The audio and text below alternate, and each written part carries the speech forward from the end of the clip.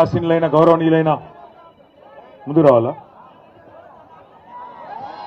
Right గౌరవ జిల్లా party అధ్యక్షులు గౌరవనీయులు మన మాజీ శాసనసభ్యులు దేవరకొండ అన్న రవీంద్ర కుమార్ గారు, గౌరవనీయులు నల్లగొండ జిల్లాని కేసీఆర్ గారి నాయకత్వంలో తన మార్గదర్శకత్వంలో గత దశాబ్ద కాలంగా తెలంగాణ రాష్ట్రం ఏర్పడ్డ నాటి నుండి డిసెంబర్ 23 దాకా జిల్లా మంత్రిగా అద్భుతంగా నడిపించిన పెద్దలు సూర్యాపేట శాసనసభ్యులు అన్న శ్రీ జగదీశ్వర్ రెడ్డి గారికి, గౌరవనీయులు స్థానిక మాజీ శాసనసభ్యులు ఇవాళ నల్లగొండ పట్టణంలో మీ అందరికీ కూడా ఏర్పాట్లు చేసి చక్కటి ఆతిథ్యం ఇచ్చిన గౌరవనీయులు సోదరులు శ్రీ కంచర్ల భూపాల్ రెడ్డి గారికి, అట్లాగే గౌరవ శాసన మండలి సభ్యులు సోదరులు శ్రీ ఎంసీ కోటిరెడ్డి గారికి, నకిరేకల్ మాజీ శాసనసభ్యులు సోదరులు శ్రీ చిరుమర్తి లింగయ్య గారికి,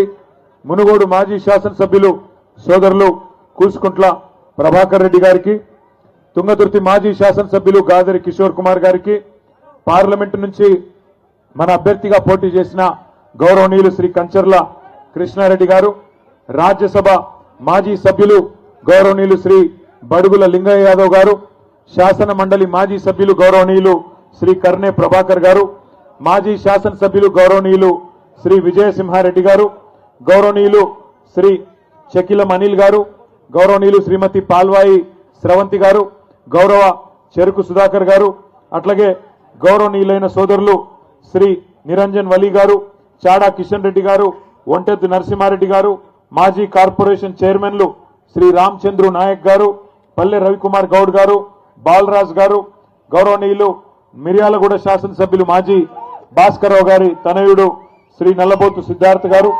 గౌరవనీయులు శ్రీ కటకం సత్తయ్య గౌడ్ గారు, శ్రీమతి శరణ్యారెడ్డి గారు, శ్రీనివాస్ రెడ్డి గారు, బీలియా నాయక్ గారు, రాకేష్ రెడ్డి గారు, భువనగిరి దేవేందర్ గారు, నంద్యాల దయాకర్ రెడ్డి గారు, అదేవిధంగా వేదిక పైన ఆశీనులైన మిగతా పెద్దలందరికీ పేరు పేరున చెప్పిన విజయసింహారెడ్డి గారి పేరు చెప్పిన, అట్లాగే ఎవరెవరి పేర్లు చెప్పలేదో మా విజయేందర్ రెడ్డి అన్న, మా రంగారెడ్డి అన్న, విష్ణు అన్న, ఇంకందరికీ ఎవరెవరి పేర్లు చెప్పలేదో యాదయ్య గౌడ్ గారు, ఇంకా పేరు పేరున అందరికీ ఎవరెవరి పేర్లు చెప్పలేదో దయచేసి మనసులనే తిట్టుకోండి, బయట తిట్టకండి.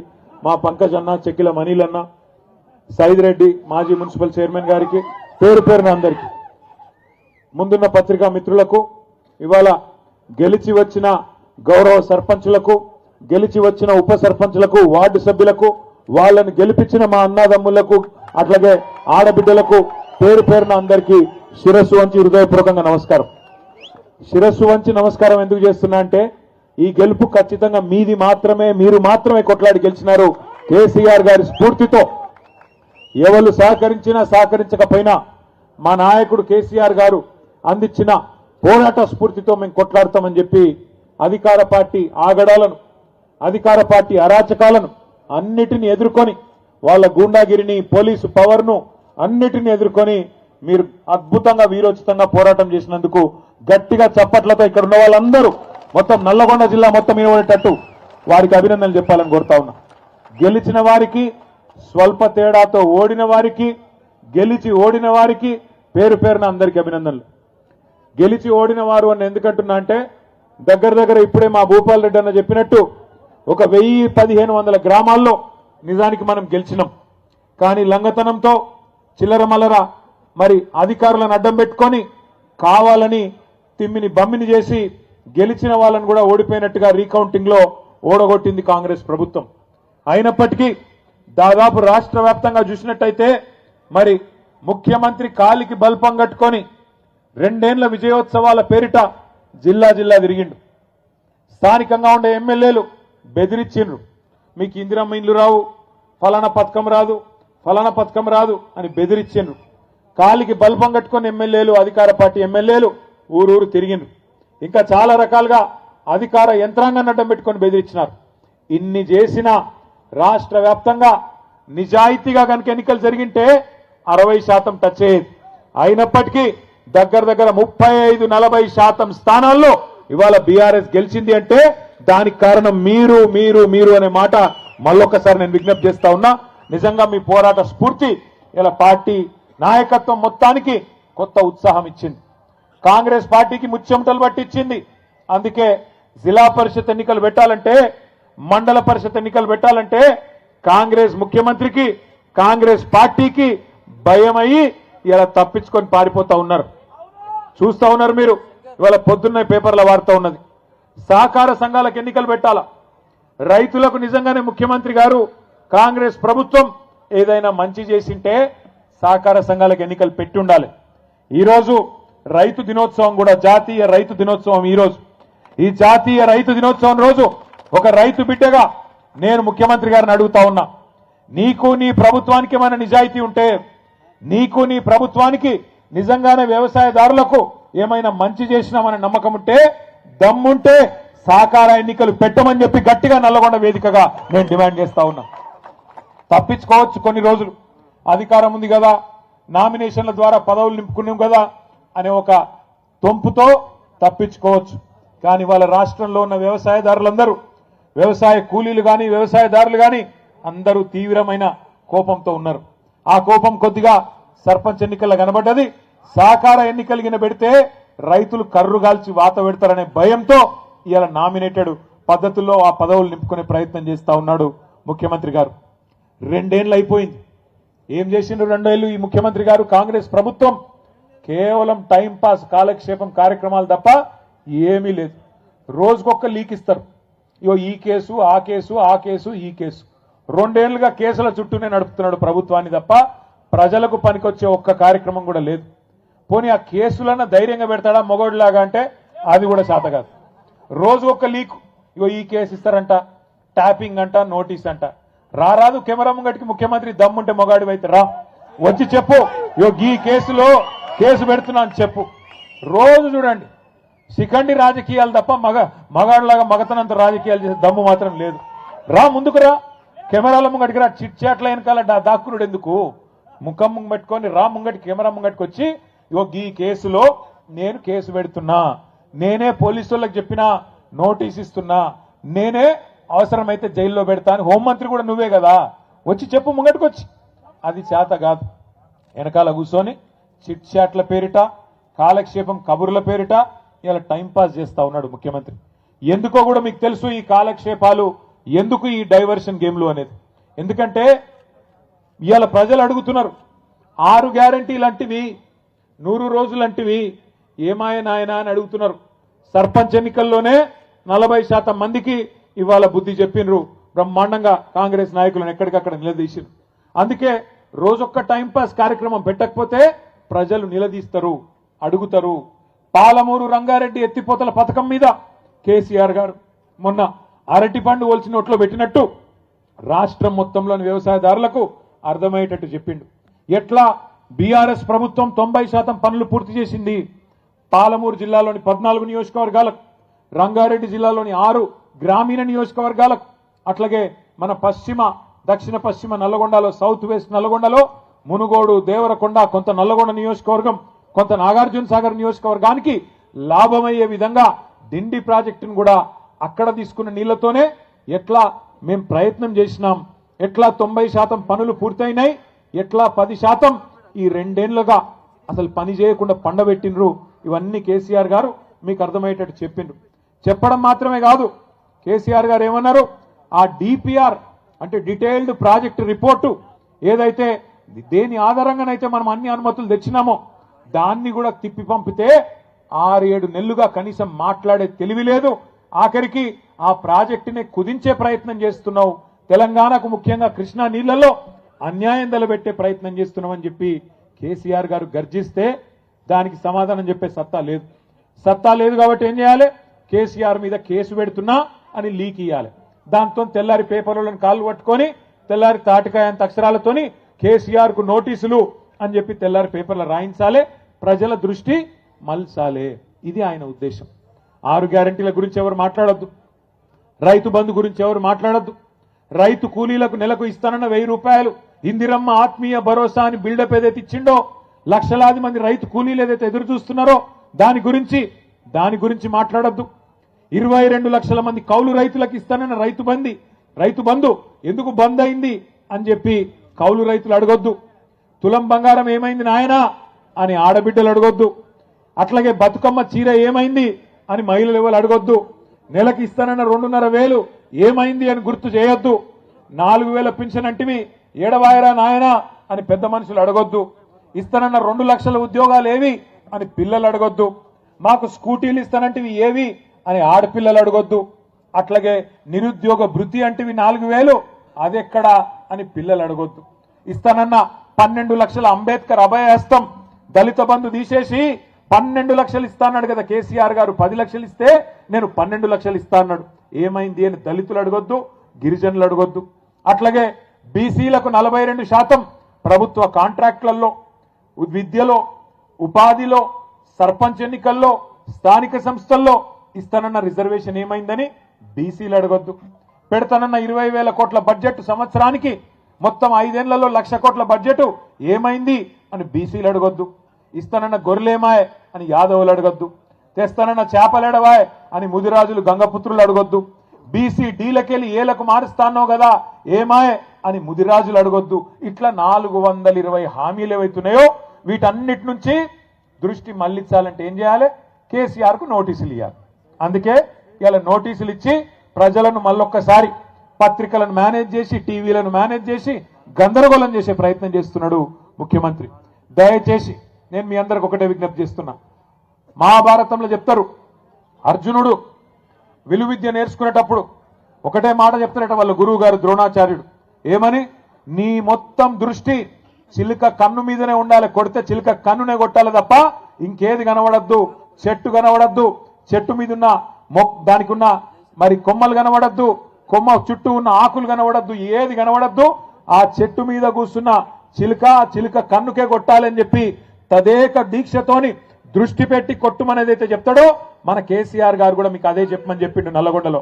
ఒకటి మన దృష్టి మన మీద ఎన్నెన్న కేసులు పెట్టుకొని, కేసులు పెట్టని, అవసరమైతే జైలుకు పంపని, ఏమన్నా కానీ కాంగ్రెస్ ను మాత్రం ప్రజాక్షేత్రంలో 420 హామీలు అమలు చేసేదాకా నల్లగొండ మహబూబ్ నగర్ జిల్లా రైతాంగానికి కృష్ణా జలాల్లో న్యాయం జరిగేదాకా వదిలిపెట్టే సమస్య లేదు.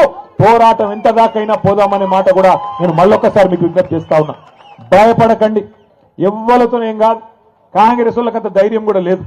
కేసీఆర్ గారు గర్జిస్తే ఈ జిల్లా మంత్రులు, నీళ్ల మంత్రి కూడా ఈ జిల్లాలోనే ఉన్నాడు. పాపం ఆయనకు నీళ్ల గురించి కూడా తెలియదు. నిన్న ప్రెస్ మీట్ పెట్టిండి, నేను చూస్తా ఉంటా. ఆయనకి ఏం తెలియదు. ఏమన్నా అంటే నేను ప్రిపేర్ అయ్యి రాలే, రేపు వస్తా అంటాడు. మళ్ళా ఒక ఆయననేమో ప్రిపేర్ అయ్యి రాడు, ఇంకొక ఆయనేమో నీళ్లు వాటర్ నేను ఎక్కువ చెప్పా ఆయన గురించి. గిసంటోళ్ళు ఈ జిల్లా మంత్రులు. ఏం తెలుసు వీళ్ళకు? నీళ్ల గురించి తెలుసా? ప్రజల అవస్థల గురించి తెలుసా? అడ్డమైన అబద్ధాలు చెప్పి అర్రాసు పాటవాడి ఇవాళ అడ్డదారిలో అధికారంలోకి వచ్చి కూర్చున్నారు. మీదికెళ్ళి ఇవాళ హుంకరిస్తా ఉన్నారు, బెదిరించే ప్రయత్నం చేస్తున్నారు. బెదిరింపులు అంటే మామూలు బెదిరింపులు కాదు. ఇక్కడే ఎల్లారెడ్డిగూడెంలో ఎల్లమ్మగూడెంలో యాదగిరిని ఏ రకంగా అవమానించినరో ఒక యాదవ సోదరుణ్ణి మీ కళ్ళ ముంగట్నే ఉన్నది. లింగంపల్లిలో, సూర్యాపేట జిల్లాలోని నూతనకల్లి మండలం లింగంపల్లిలో మల్లయ్య యాదవ్ గారిని కిరాతకంగా హత్య చేసినారు.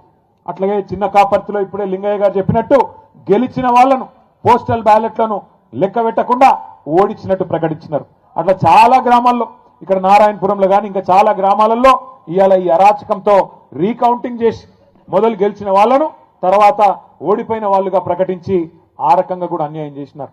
ఇవాళ బెదిరింపులు పనిచేయకపోవడంతో కొత్త కథ ఎత్తుకున్నారు. ఏమని? మీకు ఇందిరమ్మిన్లు ఇయ్యం, మీకు ఫలానాది ఇయ్యం, మీరు సర్పంచులందరూ మాతోనే వస్తేనే రేపటి రోజున మీకేమైనా ఉంటుందని చెప్తున్నారు. నేను మీ అందరికీ ఒకటే గెలిచిన మా గౌరవ సర్పంచులకు, ఉప సర్పంచులకు ప్రత్యేకంగా నేను విజ్ఞప్తి చేస్తా ఉన్నా. ఒక్కసారి మీరు పరిస్థితి గమనించండి.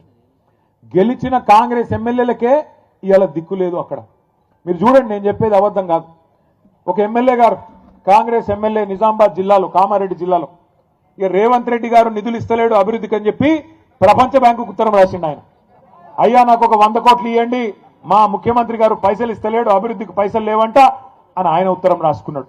అట్లాగే ఇంకొక ఎమ్మెల్యే గారు, మహబూబ్ నగర్ జిల్లా ఎమ్మెల్యే గారు, కాంగ్రెస్ ఎమ్మెల్యే ఎన్ఎం శ్రీనివాసరెడ్డి, ఆయన కుల్లో చెప్తున్నాడు, కాంగ్రెస్ ఎమ్మెల్యేలకు పైసలు లేవు, ప్రభుత్వం దగ్గర డబ్బులు లేవు, మాకు పెళ్లిళ్లకు పేరెంటాలకు పోవడం తప్ప మాకు ఏ పని లేకుండా పోదు అని చెప్పి ఆ ఎన్ఎం శ్రీనివాసరెడ్డి గారు చెప్తా ఉన్నాడు. ఇది మీకు ఎందుకు చెప్తున్నా అంటే, గెలిచిన ఎమ్మెల్యేల పరిస్థితి ఇట్లా ఉన్నది. వాళ్ళు అనుకుంటున్నారు, కాంగ్రెస్ ఎమ్మెల్యేలు మేము అనుకుంటే సర్పంచులను ఇబ్బంది పెట్టగలుగుతామని వాళ్ళు అనుకుంటున్నారు. కానీ మీకు రక్షణగా నిలబడేది, మీకు రక్షణకు వచ్చేది, మీ హక్కులను కాపాడేది ఒకరే ఒక్కరు, డాక్టర్ బాబాసాహెబ్ అంబేద్కర్ రాసిన రాజ్యాంగమే మీకు ఇవాళ హక్కుగా అండగా నిలబడుతుందని చెప్పి మాట నేను విజ్ఞప్తి చేస్తా ఉన్నా. ఈ పైసలు ఏవైతే వాళ్ళు చెప్తున్నారో నేను ఈయనీయా ఇచ్చేస్తా అజ్జేస్తా అని ఎవడి అబ్బ సొమ్ము కాదు, ఎవడి అత్త సొమ్ము కాదు. ప్రజల పైసలు, పన్నుల రూపంలో ప్రజలు కట్టిన పైసలను మళ్ళీ తిరిగి వారి కోసమే ఖర్చు పెట్టడం ప్రజాప్రతినిధులుగా మన బాధ్యత. ప్రజాప్రతినిధులుగా ఇవాళ దేశంలో 5 అంచెల్లో ప్రభుత్వాలు ఉన్నాయి. ఢిల్లీలో కేంద్ర ప్రభుత్వం ఉన్నది, ప్రధానమంత్రి గారు, మంత్రి మండలి, ఎంపీలు ఢిల్లీలో ఉంటారు. రాష్ట్రంలో రాష్ట్ర ప్రభుత్వం ఉంటుంది, ముఖ్యమంత్రి గారు, మంత్రి మండలి, ఎమ్మెల్యేలు, ఎమ్మెల్సీలు రాష్ట్రంలో ఉంటారు. కొద్దిగా కిందికి వస్తే జిల్లా పరిషత్, ఇప్పుడు జిల్లా పరిషత్ లేదు కానీ ప్రభుత్వం జిల్లా పరిషత్ రూపంలో ఉంటుంది. ఇంకొద్దిగా కిందికి వస్తే మండల పరిషత్తు, మున్సిపాలిటీలు, ఇక్కడ మండల పరిషత్తు, అక్కడ మున్సిపాలిటీలు. ఇంకా కొద్దిగా కిందికి వస్తే గ్రామ స్థాయిలో గ్రామ పంచాయతీల్లో మీరే బాసులు. ఈ మాట ఎందుకు అంటున్నా అంటే రాజ్యాంగంలోనే అంబేద్కర్ గారు రాసినారు 5 అంచెల ప్రభుత్వం గురించి. ఈ 5 అంచెల ప్రభుత్వంలో రాష్ట్రానికి ముఖ్యమంత్రి ఎట్లనో గ్రామానికి సర్పంచ్ గారు అట్లా అనే మాట నేను విజ్ఞప్తి చేస్తా ఉన్నా. మీకు వచ్చే నిధులు మీకే వస్తాయి, మీ హక్కుగా. ఇది ఎవరో మీకు భిక్షమేస్తేనో, ఎవరో మీకు ఇట్లా చేయి విధులిస్తేనో వచ్చేది కాదు. ఫైనాన్స్ కమిషన్ ద్వారా రాజ్యాంగం ప్రకారం ఇవాళ ఢిల్లీలో రూపాయి విడుదలైతే ఫైనాన్స్ కమిషన్ డబ్బులు 85 పైసలు డైరెక్ట్ గా గ్రామ పంచాయతీ అకౌంట్లకే వస్తాయి. 10 పైసలు మండల పరిషత్ అకౌంట్లోకి పోతాయి, 5 పైసలు మాత్రమే మీకు జిల్లా పరిషత్ అకౌంట్లోకి వస్తాయి. జిల్లా పరిషత్కు, మండల పరిషత్కు కొన్ని వేరే నిధులు కూడా వస్తాయి. కేసీఆర్ గారి ప్రభుత్వం ఉన్నప్పుడు ఏ రకంగా ఉండేది గ్రామాల పరిస్థితి ఒక్కసారి గుర్తు తెచ్చుకోండి. బ్రహ్మాండంగా రూపాయి ఢిల్లీ నుంచి ఫైనాన్స్ కమిషన్ డబ్బులు విడుదలైతే రాష్ట్రంలో పల్లె ప్రగతి పేరిట కేసీఆర్ గారు ప్రోగ్రాం పెట్టి ఆ రూపాయికి ఇంకొక రూపాయి తోడేసి జీతం ఇచ్చినట్టే మొదటి వారంలోనే మీకు గ్రామ పంచాయతీ ఖాతాల్లో డబ్బులు డిపాజిట్ అయ్యేది. సర్పంచులకు నిధులు ఇవ్వడమే కాదు, విధులు కూడా గుర్తు చేయాలన్న ఉద్దేశంతో ప్రతి గ్రామంలో మంచి పనులు కేసీఆర్ గారి నాయకత్వంలో 10 ఏళ్లు మనం చేసుకున్నాం. చెట్లు పెట్టుకున్నాం. ఇవాళ ఏ ఊరికి పోయినా బ్రహ్మాండంగా చెట్లు మనకు స్వాగతం పలుకుతా ఉన్నాయి. 270 కోట్ల మొక్కలు కేసీఆర్ గారి నాయకత్వంలో తెలంగాణకు హరితహారం అనే పేరిట రాష్ట్రం మొత్తంలో పెట్టుకున్నాం. దేశంలో ఎక్కడా లేదు. ప్రతి గ్రామానికి ఒక నర్సరీ, ప్రతి గ్రామంలో ఒక నర్సరీ, ప్రతి గ్రామంలో చెత్తను సేకరించడానికి ఒక ట్రాక్టర్, ఆ మొక్కలకు నీళ్లు పోయడానికి మనం హరితహారంలో పెట్టిన మొక్కలకు నీళ్లు పోయడానికి ఒక ట్యాంకర్, అట్లాగే ఆ చెత్తను పారేయడానికి ఒక డంపింగ్ యార్డ్. మనుషులు చనిపోతే భారతదేశంలో ఎక్కడా లేదు. ప్రతి గ్రామంలో ఒక వైకుంఠ ధామం, అట్లాగే పిల్లలు ఆడుకోవడానికి క్రీడా ప్రాంగణం, పెద్ద మనుషులు తిరగడానికి ఒక పార్కు, పల్లె ప్రకృతి వనం. భారతదేశంలో ఎక్కడా ఒక గ్రామంలో ఇన్ని సౌలతులు లేవు. అందుకే కేసీఆర్ గారి నాయకత్వంలో తెలంగాణ పల్లెలను మనం అద్భుతంగా మార్చుకున్నాం. కాబట్టే భారతదేశంలో ఉత్తమ గ్రామ పంచాయతీలు ఎక్కడ ఉన్నాయి అని కేంద్ర ప్రభుత్వం లెక్కదీస్తే టాప్ 20 మొదటి 20 ఎక్కడున్నాయని లెక్కదీస్తే 20కి 20 తెలంగాణలో ఉన్నాయి కేసీఆర్ గారి నాయకత్వంలో అని కేంద్ర ప్రభుత్వమే మనకు కితాబిచ్చింది. 3% కంటే తక్కువ జనాభా భారతదేశంలో తెలంగాణది. కానీ ఉత్తమ గ్రామ పంచాయతీలకు అవార్డులు ఇస్తే జాతీయ పంచాయతీరాజ్ దినోత్సవం నాడు 3% జనాభా ఉన్న తెలంగాణ 30% అవార్డులు గెలుచుకున్నది అంటే దానికి కేసీఆర్ గారి దక్షత, నాయకత్వ పటిమనే కారణం. ఇవాళ సర్పంచులను నేను కోరుతా ఉన్నా, కేసీఆర్ గారు ముఖ్యమంత్రిగా లేకపోవచ్చు, కానీ వారు చూపిన బాట మీ కళ్ళ ముంగట్నే ఉన్నది. ఊరుని ఎట్లా నడపాలి, ఎట్లా పారిశుద్ధ్యం మెయింటైన్ చేయాలి, ఎట్లా నీళ్లు అందించాలి అని మీకోసం ఊరూరా ట్యాంకులు కట్టిండు. ఒకప్పుడు నాకు బాగా గుర్తున్నది, 2009లో నేను మొదటిసారి ఎమ్మెల్యే అయింది కూడా ఎండాకాలం, ఏప్రిల్ మేలో గెలిచినాం. గెలిచినాక ప్రామిస్ చెప్తున్నా మీకు, నంబర్ నేను చెప్తే ఊరికి పోవాలంటే భయం అవుతుండే. ఎండాకాలంలో ఊరికి పోతే ఎక్కడికక్కడ రోడ్డు కడ్డంగా ఖాళీ కుండలు, ఖాళీ బిందెలు, మొత్తం మహిళలందరూ అడ్డం తిరిగేది. అన్నా మా ఊర్లో నీళ్లు లేవు, మా ఊర్లో 2 బోర్లు లేపి 2 మోటార్లు పెట్టి అని గడబడి చేసేది. ఇలా మీరు అదృష్టవంతులు సర్పంచులు, మీకు ఆ బాధ లేదు. మిషన్ భగీరథ పేరుతో 40,000 కోట్లతో ఇదే నల్లగొండ జిల్లాలో ఉన్న ఫ్లోరోసిస్ ను రూపు మాపిన నాయకుడు మన నాయకుడు కేసీఆర్ గారు. ఇంటింటికి నల్లా పెట్టి కృష్ణా నీళ్ళని తీసుకొచ్చి మా ఆడబిడ్డలకు ఇవాళ గోస లేకుండా చేసిన నాయకుడు కేసీఆర్ గారు. అందుకే అంటున్నా నేను, మీకు గతంలో ఉండే సర్పంచులకు ఉండే బాధ గోస మీకు లేదు. లేకపోతే ఎండాకాలం వచ్చింది అంటే సర్పంచుల బాధ అంతా ఏ బాయి కిరాయికి తీసుకోవాలి, ఏ వ్యవసాయ బాయిని తీసుకొని వాటి కిరాయి ఎట్లా ఇవ్వాలి, ఎట్లా మోటార్లు పెట్టాలి, ఎట్లా నీళ్ళు అందించాలి, ఇదే బాట ఉంటుండే. ఇక పట్టణాల్లో అయితే వాటర్ ట్యాంకర్లు తప్ప ఇంకో దిక్కు లేకుండే. ఇలా బాధ పోయింది. అట్లే కరెంటు కష్టం ఉండే, ఆ కరెంటు కష్టం కూడా పోయింది. ట్రాన్స్ఫారంలు కాలుడు, మోటార్లు వేలుడు, ఈ లొల్లెంత పోయింది. మళ్ళా కాంగ్రెస్ అనే దరిద్రం వచ్చినాక మళ్ళీ శురువైంది నాకు తెలుసు. ఇదంతా ఎందుకు చెప్తున్నా మీకంటే కేసీఆర్ గారు మీకు చూపెట్టిన బాట మీకు కళ్ళ ముంగటుంది. ఊరు ఎట్లా పరిశుభ్రంగా ఉండాలి, చెట్లు ఎట్లా పెంచాలి, ఊరిలో కార్యక్రమాలు ఎట్లా చేయాలి, ఇవన్నీ కూడా మీ అందరికి అవగాహన ఉంది. కానీ ఒక్క విషయం దయచేసి గుర్తుపెట్టుకోండి, ఇందిరమ్మ ఇండ్లైనా ఇంకోటైనా పెన్షన్లు ఇచ్చేదైనా ఇంకోటైనా అదెవరో మీ ఎమ్మెల్యేనో ఎంపీనో ఎవరో చేసే పని కాదు. ఆ కార్యక్రమం కూడా మీరే బాసులు. దానికి ఎక్కడ పెట్టాలి లిస్టు? ఇందిరమ్మ ఇండ్ల లబ్ధిదారులది ఎక్కడ పెట్టాలి? గ్రామ పంచాయతీలో. ఎవరు తీర్మానం చేయాలి? మీరే తీర్మానం చేస్తే లెక్క చెల్లుతుంది తప్ప నిన్నటి దాకా ఒక లెక్క, రేపటి నుంచి ఒక లెక్క అనే మాటను గుర్తు చేస్తున్నాం. నిన్నటి దాకా మీరు లేరు, వాళ్ళు ఆడింది ఆట పాడింది పాట. ఇప్పుడు మీరు వచ్చిండ్రు, ఒకటి రెండు రాలే. మీరు ఇగో మీ జిల్లాలో ఎంతమంది వచ్చిర్రంటే కొద్దిగా అనుమాన పక్షులు ఎక్కువ ఉన్నారు కాంగ్రెస్ వాళ్ళు కాబట్టి చదువుతున్నాం. నల్లగొండలో 23 మంది సర్పంచులు నల్లగొండ నియోజకవర్గంలో, ఎందుకంటే ఇక్కడ సర్పంచుల సంఖ్యనే తక్కువ. మిర్యాలగూడలో 40, నాగార్జున సాగర్ లో 39, దేవరకొండలో 70, నకిరేకల్లో 27. దేవరకొండలో జోష్ మీద ఉండరా? మరి తాండాలను గ్రామ పంచాయతీలు చేసిందే కేసీఆర్ గారు. ఇవాళ మీ తాండాలో మీ రాజ్యం వచ్చిందంటే మా నాయకులు, మా రవీంద్ర నాయక్ అన్న గాని మా నాయకులందరూ ఇవాళ ఏ ఊరికి ఆ ఊరు సర్పంచులు అవుతున్నారంటేనే దానికి కారణం ఎవరు? 6% నుంచి 10% రిజర్వేషన్ పెంచింది ఎవరు?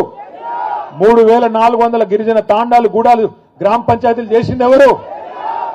అట్లాగే నకిరేకల్లో 27, మునుగోడులో